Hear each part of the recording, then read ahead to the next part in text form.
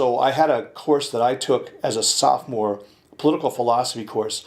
So the professor was a gentleman by the name of Bob Gaudino, a wonderful gentleman. He had Parkinson's disease, and he shook in class and his voice quivered, but he was so passionate about his material.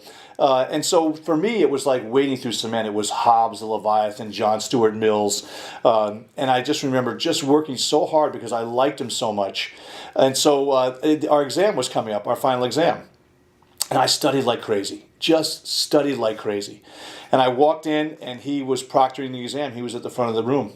And if you remember, I don't know if they still do this now, I guess you walk into the classroom and you have a half hour to read the exam and to kind of think about the exam. And I took that half hour, and at the end of the half hour when he said, okay, start writing, I froze and I panicked. And everything that I had studied just flew out of my head. It was just brutal. And so I sat there for 10 minutes. It seemed like 10 years. And I have the pencil in my hand, and I'm sitting there, and all of a sudden, Professor Gaudino said to me, Mr. Sheehy, what are you waiting for? And I said, Professor Gaudino, I have to be honest with you. Right now, I'm waiting for divine intervention.